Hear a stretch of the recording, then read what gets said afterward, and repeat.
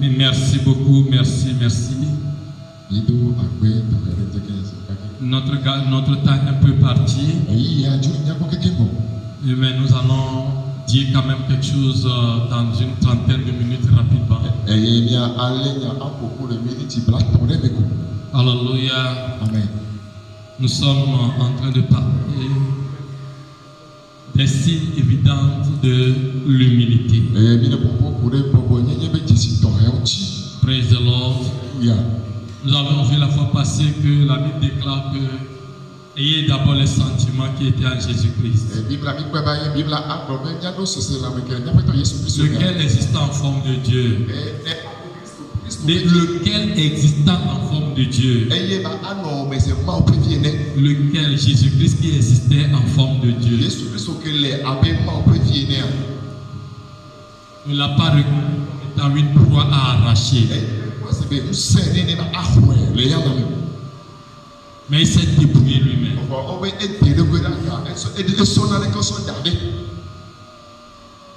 Il s'est débrouillé lui-même. Il a pris la forme d'un homme.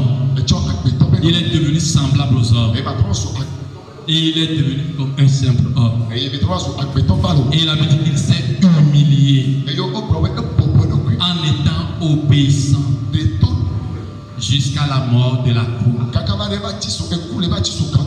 Jésus même s'est humilié par son obéissance jusqu'à la mort de la croix.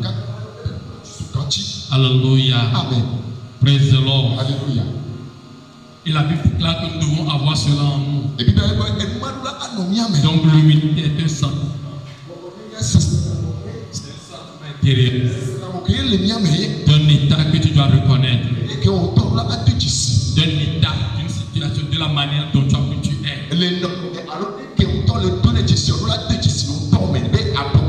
Mais ce sentiment, cet état de choses doit être extériorisé. Déclare que nous devons nous revêtir de l'humilité. Alors aujourd'hui, nous allons encore avancer un tout petit peu par rapport au signe évident de l'humilité. Et cette fois-ci, la fois passée, j'avais donné le cas de Jésus qui est l'homme le plus parfait, le modèle le plus parfait que le monde ait jamais connu.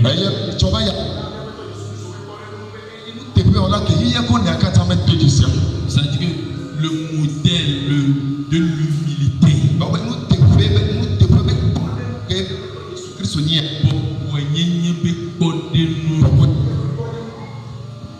Le modèle le plus parfait de l'humilité. C'est Jésus-Christ qui nous l'a montré. Et c'est ça le verset. Nous l'avons détaillé. Nous avons vu comment il est Dieu. Comment il est né. Dans la bergerie. Dans la mangeoire des animaux. Comment il était sorti. Comment bien qu'enfant. Bien que Dieu, il a fui Hérode. Il a fui pour aller en Égypte. Il est revenu à l'âge de 12 ans. Étant Dieu, étant toujours Dieu, petit, parmi les gens. L'esprit, les pharisiens, ils lui posaient des questions. Écoutez, son père et sa mère ils sont arrivés. Et lors du prix, ils l'ont amené à la maison. Jésus est resté calme avec sa mère et son père biologique jusqu'à l'âge de 30 ans. À 30 ans, il a été vers qui? Jean-Baptiste. Jean-Baptiste dit que je ne peux pas te baptiser. Jésus a dit non, j'incarne l'humilité. Et Jean-Baptiste, et il a dit à Jean-Baptiste, tu dois me baptiser. Et Jésus s'est humilié, Jean-Baptiste l'a baptisé. Il a commencé son ministère dans l'humilité. Des gens se moquaient de lui. N'est-ce pas le fils du charpentier? N'est-ce pas le fils du charpentier? D'où lui vient cette sagesse? Certainement, il a été quelque part pour faire une initiation. Peut-être que les 40 jours qu'il a fait dans le désert, là, c'est une initiation. On a dit beaucoup de choses sur Jésus. Alors qu'il était Dieu parmi les hommes. Il n'a rien dit. Vers la fin, il a pris ses disciples. Il s'est ceint d'une serviette. Et il a commencé par laver les pieds des disciples. Le maître sert les serviteurs. Jésus, le modèle parfait. Il a été à la croix. On est venu le prendre. Il a demandé aux gens, vous cherchez qui? C'est Jésus, le plus puissant. Les gens sont tombés devant lui. Les gens sont tombés. Et pourtant, il a dit c'est moi. Prenez-moi. Il a abandonné sa force, sa puissance.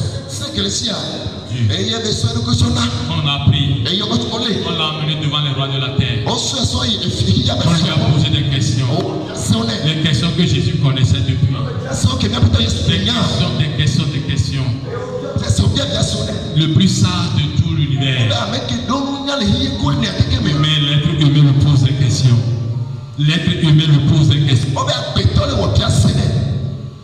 Jésus dit, c'est vous-même qui le dites.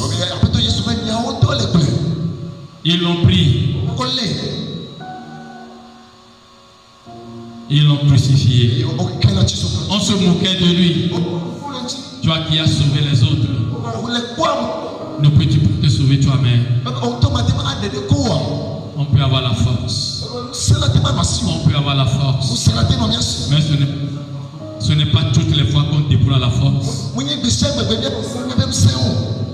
Jésus n'a rien dit. On se moquait de lui. Il n'a rien dit.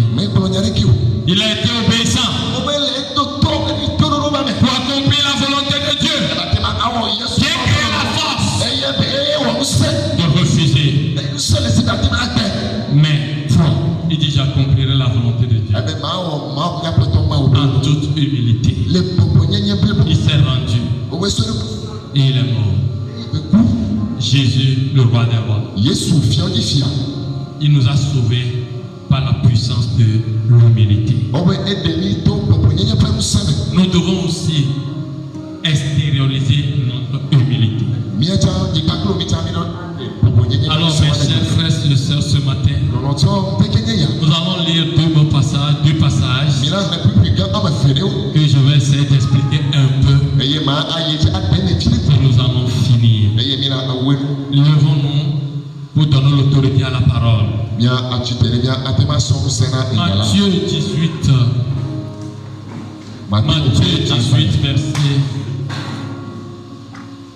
Matthieu 18, verset 2 à 4. Sophonie 2, verset 3.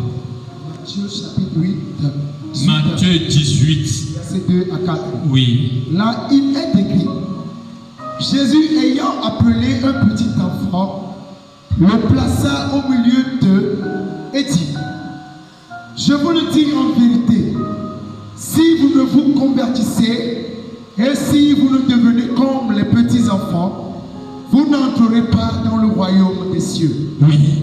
C'est pourquoi quiconque se rendra humble comme ce petit enfant, quiconque se rendra humble comme ce petit enfant sera le plus grand dans le royaume des cieux. Oui. Amen. Sophonie, pratiquement avant les 3 derniers livres du Nouveau Testament. 2, verset 3. Sophonie chapitre 2, le verset 3. Oui. Cherchez l'Éternel. Cherchez l'Éternel. Vous tous humbles du pays. Vous tous humbles du pays. Qui pratiquait ses ordonnances.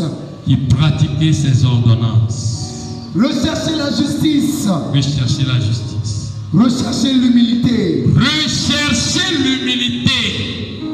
Peut-être serez-vous épargné un jour de la colère de l'Éternel. Vous serez épargné un jour de la colère. Amen. Amen. Asseyons-vous dans cette autorité de la parole de Dieu. Alléluia. Alléluia. Amen. La Bible déclare que Jésus a lui montré une leçon d'humilité à ses disciples.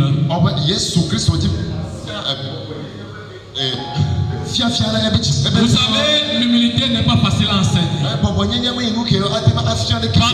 quand je suis en train de dire certaines choses, c'est avec la force de Dieu que je suis en train de parler.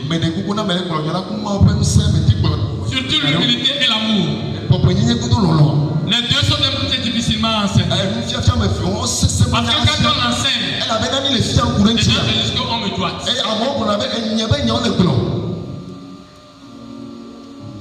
Si tu n'as pas le cœur, tu ne peux pas enseigner l'humilité. Si tu n'as pas le cœur, tu ne peux pas enseigner l'amour.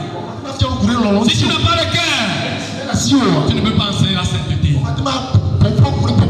Pardonnez-moi pour que je puisse dire certaines choses. Pourquoi je dois le dire? Parce que les deux versets sont très importants pour nous. La Bible dit de rechercher l'humilité. Il faut que nous sachions de façon pratique.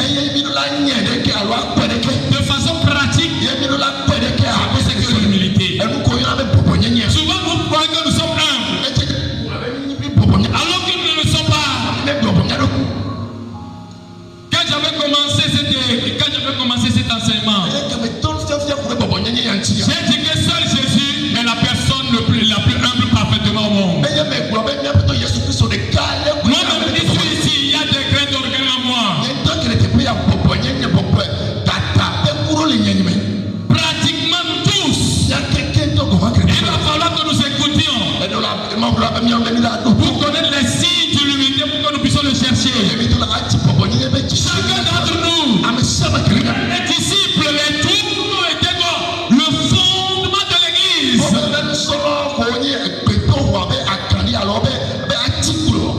Il y a de l'orgueil au milieu d'eux. Et Jésus devait leur enseigner l'humilité. Et Jésus n'a pas enseigné l'humilité de façon verbale. Il enseigne de façon pratique. Il a pris un enfant et il a placé l'enfant au milieu d'eux pour que tout le monde puisse le voir. Cela voudrait dire que l'humilité doit être vue. On ne peut jamais dire sans que cela ne soit vu à travers toi, à travers moi. Jésus a pris un enfant, il l'a placé au milieu pour que tout le monde puisse voir l'enfant. Et il dit que c'est un enfant humble. Dès que vous voyez cet enfant humble, de la même façon que Dieu veut également vous voir humble. Les uns et les autres doivent vous voir humble. Et il continue par dire que dans le royaume, ce ne sont que les petits. Comme ça, il n'y a pas de grands dans le royaume. C'est des gens de petite taille. Même s'ils ont la puissance, ils se font petits. Moi-même, j'ai la puissance. C'est un venant. Je vous ai donné un exemple. Je me suis fait même bébé. Heureusement que Jésus n'a pas dit d'ici d'être bébé. Jésus n'a pas dit d'être bébé. Bébé. Mais il n'a pas pris un bébé. Mais il a pris un petit enfant. C'est pour nous alléger la tâche. Lui, il est devenu bébé. Et nous, que tu sois un enfant. C'est pour nous amener un peu à quelque part. Il sait que lui, il est parfait. Mais il veut quand même que tu ne pourrais pas être bébé.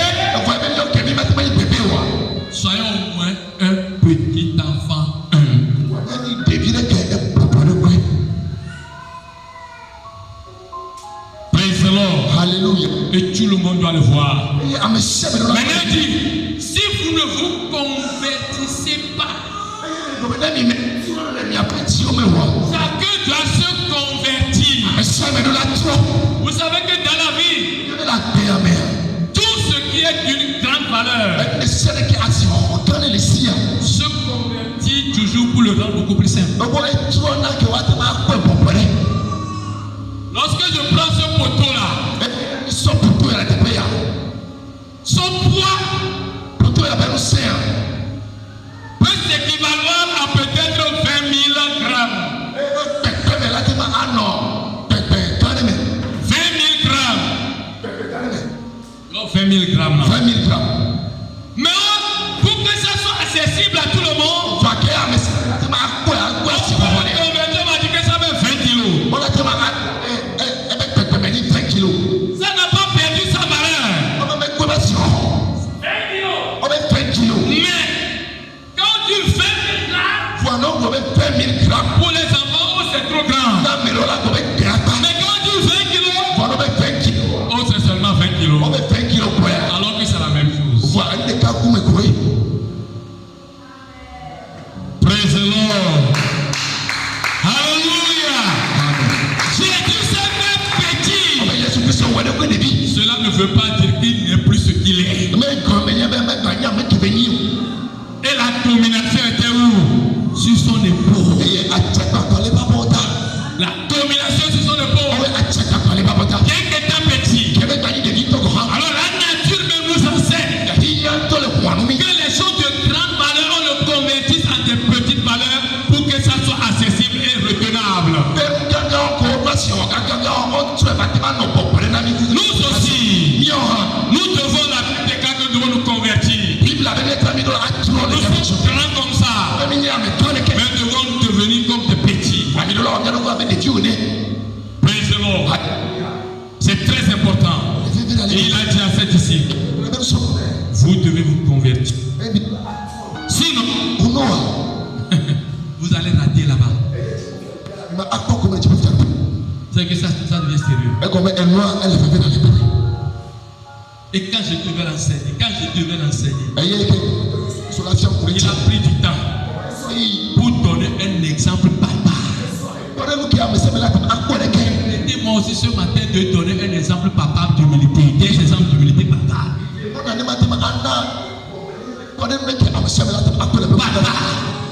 Dis à ton prochain palpable. Dis-lui palpable. Hallelujah. Amen. Parce que c'est ce que tu vois. C'est ce que tu connais. C'est ça que tu peux chercher. Sophonou nous dit quoi? Nous devons rechercher. Que l'humilité n'est pas aussi facile. Tu vas vouloir l'appliquer. Elle va vouloir comment se cacher. Mais c'est à toi de le chercher. Chercher l'humilité. Parce qu'il arrive de malheur. C'est ce que Sophonou nous dit. Des moments de malheur. C'est l'humilité seule qui te permettra de t'en sortir. Donc nous sommes obligés de chercher l'humilité. Alors, quelle caractéristique essentielle de quelqu'un qui est humble? Maintenant, quand je suis venu vers vous, c'est pour qu'on puisse comprendre facilement.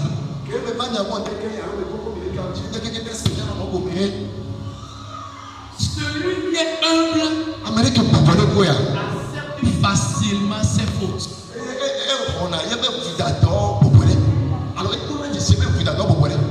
Nous voulons maintenant être pratiques. Si je suis humble, je dois accepter facilement mes fautes, mes erreurs. Alléluia. Je dois demander, c'est-à-dire demander facilement pardon ne doit pas être un problème pour moi. Celui qui est humble, je vais dire des choses notées. Et là, quand tu vois que quelque chose ne se trouve pas là, je vais chercher ça. Il demande facilement pardon aux autres.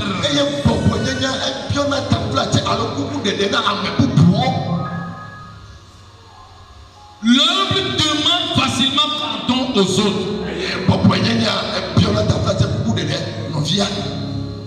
Il présente facilement des excuses.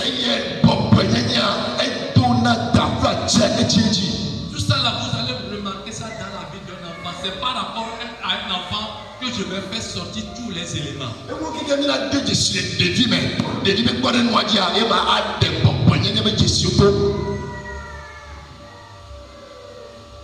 Alors que l'orgueil dit que lui il a toujours raison.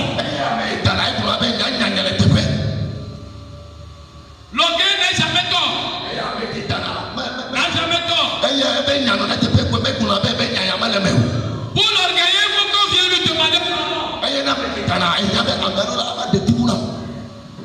Alors que l'homme, c'est lui qui demande quoi? Pardon. C'est lui qui fait le premier pas. Il n'attend pas que quelqu'un vienne d'abord faire le premier pas parce qu'il y a quoi? Problème entre vous deux. Quand il y a problème entre vous deux, c'est celui qui fait d'abord le premier pas vers l'autre pour chercher la paix. C'est lui qui est humble. Il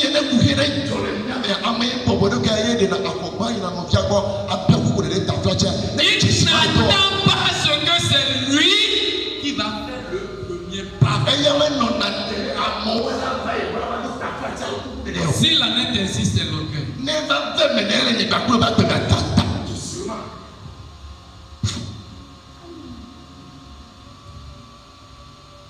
Praise the Lord. Alléluia.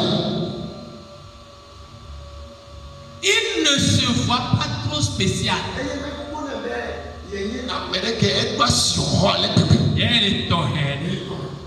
C'est l'orgueil qui se voit trop spécial.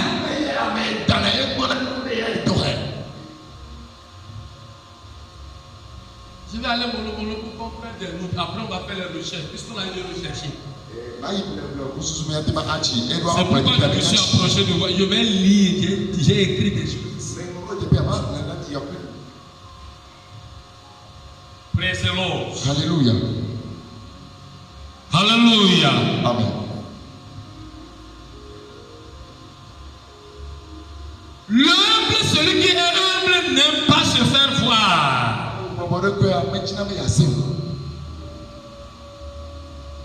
Il encourage les autres à faire plus de force sans les blâmer.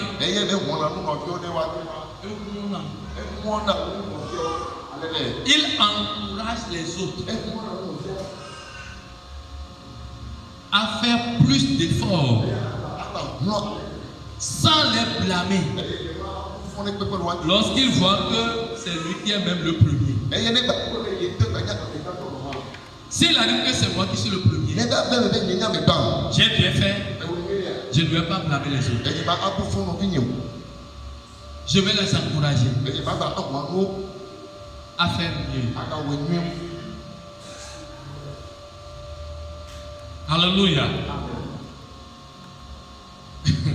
Alors que celui qui est orgueilleux, lui il ne supporte même pas qu'on fasse plus que lui. Il ne supporte pas. Il veut être le premier, le plus riche, le plus grand, le plus glorieux. Quand je dis des choses en même temps, on appelle le Haman. Il y a Haman là-bas. Et quand je parle, regardez un enfant et m'approcher Jésus lui-même.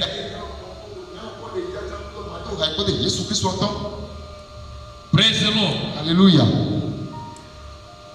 Lorsque vous êtes dans la société, celui qui est humble ne pense pas que c'est lui qui est le plus grand. Il ne se dit pas que c'est moi qui est le plus grand. Au contraire, le plus petit. Alors que l'orgueil pense être le plus grand parmi vous, et cherche à avoir toujours la première place.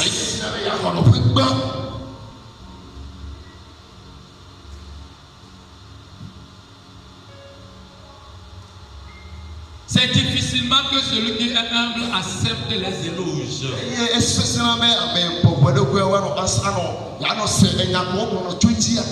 Les éloges, les acclamations, les honneurs, celui qui est humble, la plupart des cas, ça dit qu'il les reçoit parfois malgré, c'est parce qu'on va lui faire bon.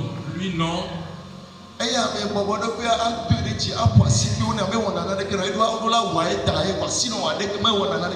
Alors que le gars réclame les éloges,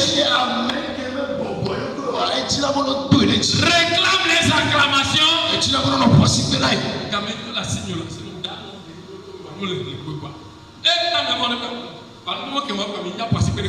ça veut dire que déjà c'est un site d'orgueil.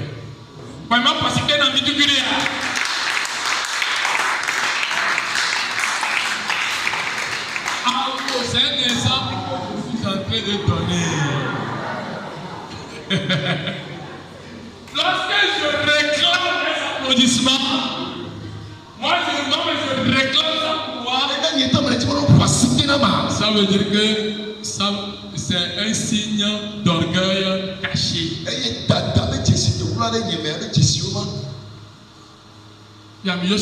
Bon, nous le rendons à Dieu. Amen. Donnons cette gloire à Dieu. Praise the Lord. Celui qui est humble devient facilement disciple de quelqu'un. Il devient facilement disciple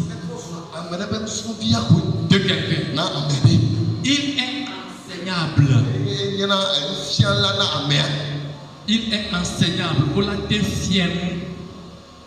Il est attentif. Et s'il te donne ton cœur, son cœur. Et s'il t'écoute, il t'écoute avec le cœur. Alors que l'orgueil t'écoute avec la tête pour raisonner avec toi plus tard.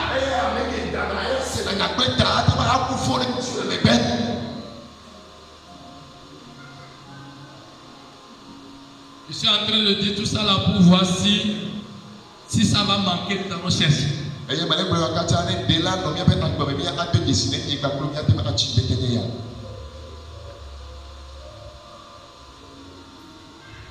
L'orgueilleux aime qu'on connaisse ses qualités. Ce qu'il aime, ce qu'il a, ses voitures, ses pantalons, ses habits. L'orgueilleux aime. Et quand tu lui poses la question, il dit, c'est dans ce supermarché que je l'ai acheté. C'est pas dans n'importe quel supermarché. Toi-même, tu sais que je ne suis pas n'importe qui. D'ailleurs, je suis un enfant de Dieu. Dieu dit que nous sommes des gens les plus heureux sur la terre. Mais c'est l'orgueil caché. Mais c'est de l'orgueil caché. On ne t'a pas posé de questions. Toi-même, tu commences par dicter les choses, tout ça.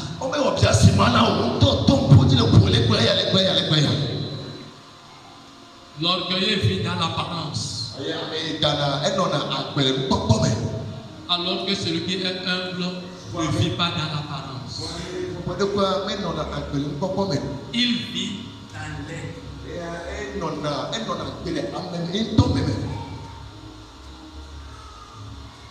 Et tant de là, l'orgueilleux, il a 10 000. Quand il te voit s'habiller comme ça, s'habiller plus que moi. Avec les 10 000 francs, il peut aller acheter le même habit. Il a plus de valeur que lui. Il a plus bien dans la poche. Il n'a plus lié ta quoi dans la poche. L'essentiel qui veut te montrer que non, on va glober l'économie ou quoi. Amener une tête qui est vraiment. C'est ça. Tu as dépensé de l'argent pour des chaussures, des colliers, dépensé de l'argent pour défriser les cheveux. Beaucoup d'argent pour défriser 1000 francs, 1500, 2000, pour défriser les cheveux. Alors que Dieu donnait, tu as donné 100 francs.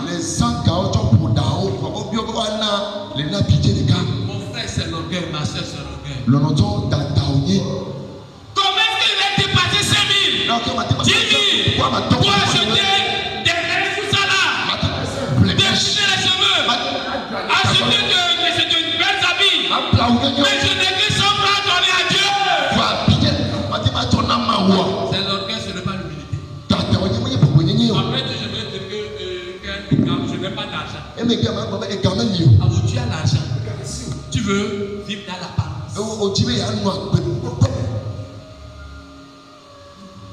Comment, maman? Je vais tout dépenser et donner 100 francs. Parfois, même il faut dans des prêt-à-porter. Prêt-à-porter.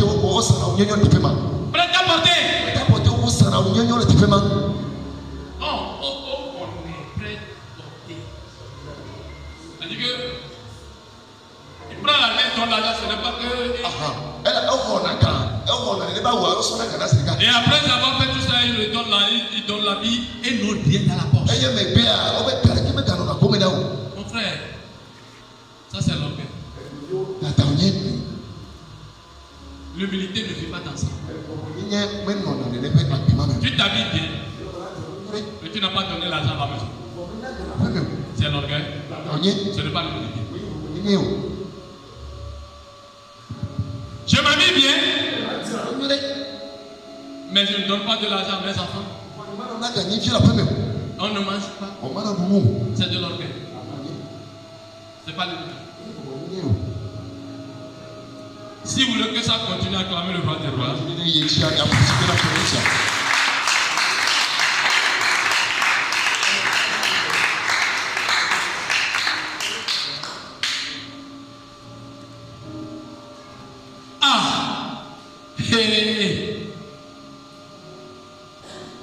je vais toujours en comparaison. L'orgueilleux ne demande pas facilement de l'aide. Facilement. Il peut avoir faim. Mais l'orgueilleux dit que je peux mourir de faim. Je peux mourir de faim. Parce que quand je vais te demander là, c'est comme si c'était de l'humiliation. C'est une honte pour moi de demander. C'est une honte pour moi de demander. Je donne un exemple. Imagine-toi que j'ai rendu visite à la famille du matin jusqu'à 14h. Et on causait, on a prié, on causait, je leur donne des conseils. Autour de 14h comme ça, ils ont préparé. Et on me dit, on va manger. Oh, je n'ai pas fait. Mais je ne jeûne pas. Oh, je n'ai pas fait. C'est de l'orgueil. Tu as travaillé avec eux. Tu as dit, ils ont préparé. Tu as été là depuis le matin. De 14h jusqu'à midi et de matin jusqu'à midi, 14h, 15h. On a préparé. Mangeons. Je n'ai pas fait. C'est de l'orgueil.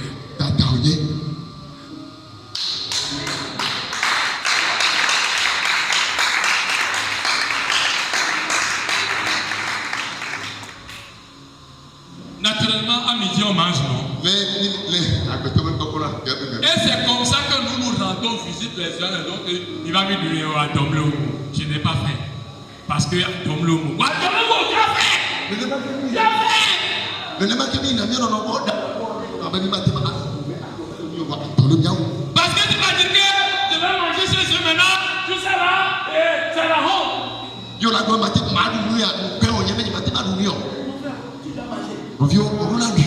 Si tu ne manges pas, c'est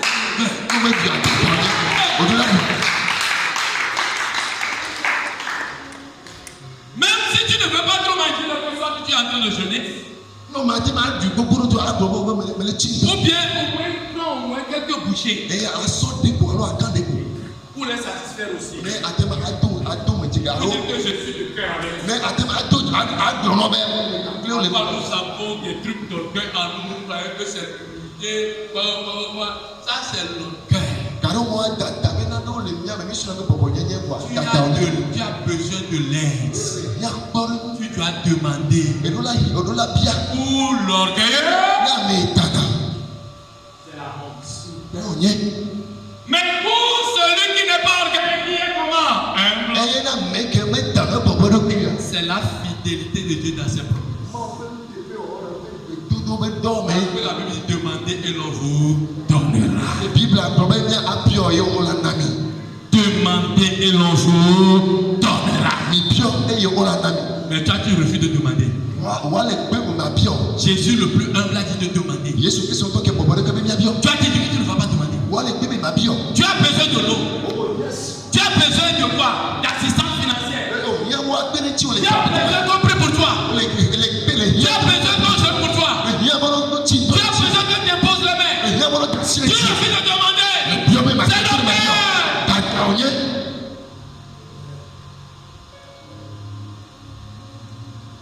C'est l'orgueil.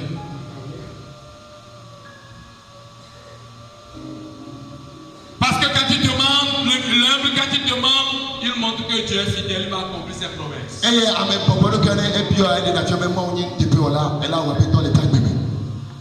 Praise the Lord. Celui qui est humble aime objectivement les critiques. Aime objectivement les critiques. C'est-à-dire que quoi? On peut lui poser des questions par rapport à des actes qu'il a posés de façon simple et objective.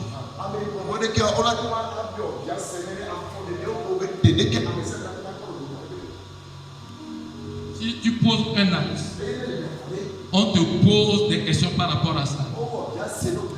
Accepte qu'on te pose ces questions pour que tu répondes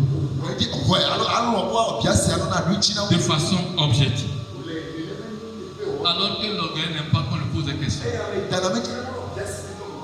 J'ai posé l'acte. Oh, Dagbéa. C'est toi qui commandes ici. C'est moi qui commande, non? Là, c'est l'orgueil. La personne veut comprendre. Explique-le lui.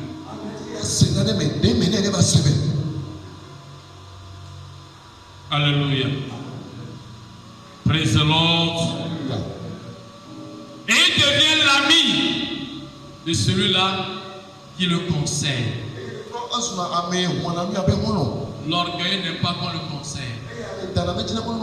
Il pense que quand on le conseille, on la laisse. Mais l'humble, on le conseille. Et il est l'ami de ce conseiller. Je suis en train de dire des choses pour que ce qui manque, on puisse le chercher. Il supporte facilement l'opposition. La personne se pose. Mais c'est compliqué, mais tu es obligé de supporter quoi? Tu dois avoir le cœur de supporter. Si tu ne supportes, tu craques. C'est comme si indirectement tu es dictateur. Ce sont les dictateurs qui n'aiment pas les opposants.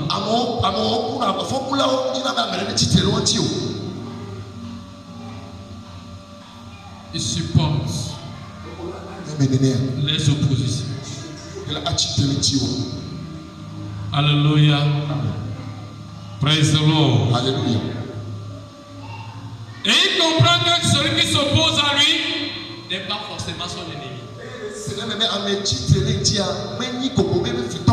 La plupart des cas, quand tu fais quelque chose, tu fais ce que tu as fait là n'est pas bon. N'est pas bon, n'est pas bon. On croit que tu deviens l'ennemi.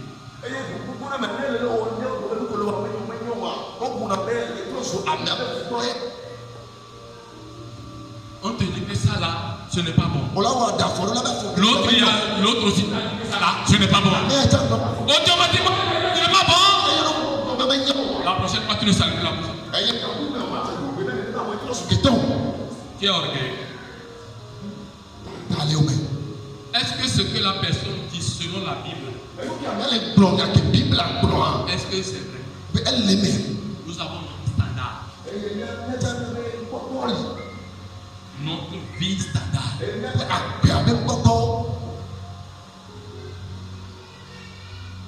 Alors que celui qui est humble, quand on le voit en train de dévier, on le conseille. Il revient. Il dit merci.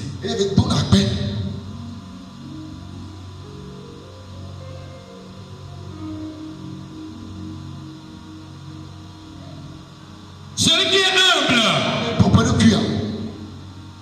comprend que celui qui s'oppose à lui n'est pas forcément son ennemi. Car pour lui, toutes choses concourent au bien de ceux qui aiment Dieu. Même si je suis sur la très bonne voie et que la personne ne comprend pas, elle s'oppose à moi, elle n'est pas mon ennemi. C'est parce que pour le moment il ne me comprend pas. C'est parce que pour le moment il ne me comprend pas. Et à partir de là, il ne le prend pas comme son ennemi. Car il se dit que toutes choses concourent bien de ceux qui aiment. Le cas de David et de ses frères. Le cas de David et de ses frères.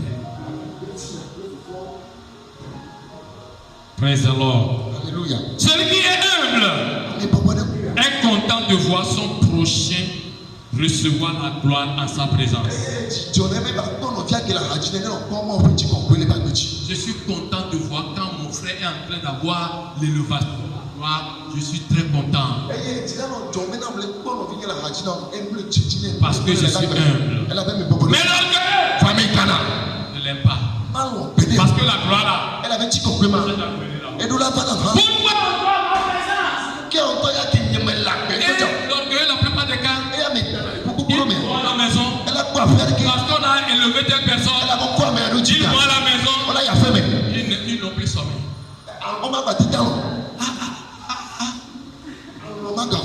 C'est seulement qu'on a applaudi à telle personne. La personne a bien chanté. Je dis que c'est désiré ou bien c'est toi qui as bien chanté. Et en même temps, quelqu'un est venu, on a déposé de l'argent là-bas.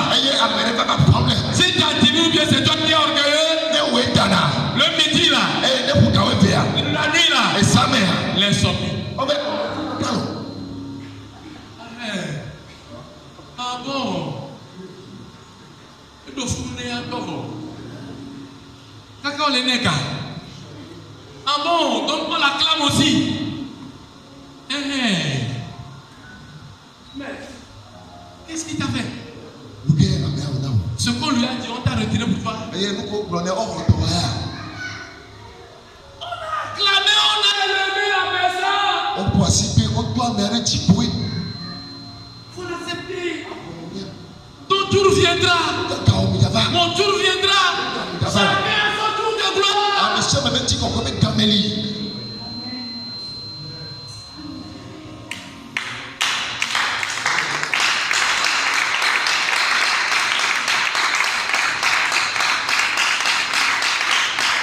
Alléluia. Je vous dis que ce genre d'enseignement n'est pas facile à enseigner. Je ne rentre même pas dans les détails parce que c'est le temps qui passe. Parce que quand il va falloir que je donne des gens pointus là, peut-être que les gens vont rentrer à la maison, ne peuvent pas manger leur repas copieux. Mais le problème c'est que nous devons chercher ce qu'on appelle humilité et on va les rechercher. C'est tout. Ce que nous sommes en train de dire, tu es dedans, je suis dedans. L'humilité a des degrés divers. Et l'orgueil aussi a des degrés divers. Seul Jésus est l'homme le plus humble parfaitement au monde. Il n'y en a pas deux. Donc comprenons ça. Seigneur soit ta main. Et que Dieu bénisse sa parole aujourd'hui. Nous allons continuer ça la prochaine fois. Au nom de Jésus. Amen. Amen. Acclame-le.